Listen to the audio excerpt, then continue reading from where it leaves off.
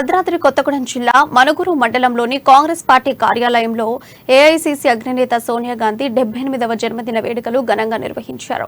మనుగురులోని Congress party ఆఫీసులో Sonia Gandhi birthday వేడుకలను నిర్వహించారు. తెలంగాణ ఇచ్చిన సోనియా గాంధీ జన్మదిన వేడుకలను కాంగ్రెస్ పార్టీ ప్రభుత్వంలో నిర్వహించుకోవడం చాలా సంతోషంగా ఉందన్నారు కాంగ్రెస్ శ్రేణులు. ఇక తెలంగాణ ముఖ్యమంత్రి రేవంత్ రెడ్డి ఎన్నికల సమయంలో ఇచ్చిన హామీలలో 6 గ్యారంటీలలో భాగంగా ఒక గ్యారంటీ అయిన మహిళలకు ఆర్టీసీలో మహిళలకు ఉచిత బస్సు ప్రయాణ సౌకర్యం కల్పిస్తూ సోనియా గాంధీ జన్మదిన సందర్భంగా నిర్ణయం తీసుకోవడం చాలా సంతోషకరమని హర్షం వ్యక్తం చేశారు.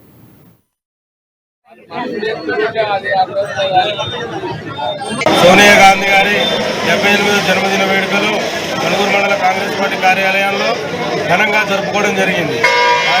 గారి ఆదేశాల మేరకు ఈరోజు మనుగురు మండలం నుంచి నలుమూల నుంచి కాంగ్రెస్ శ్రేణులు, కార్యకర్తలు, నాయకులు, ప్రజాప్రతినిధులు, సర్పంచులు, ఉప సర్పంచులు, మండల నాయకులు, సీనియర్ నాయకులు అందరూ కూడా స్వతంత్రంగా కార్యాలయానికి వచ్చి ఈరోజు జన్మదిన వేడుకల్లో పాల్గొనడం జరిగింది.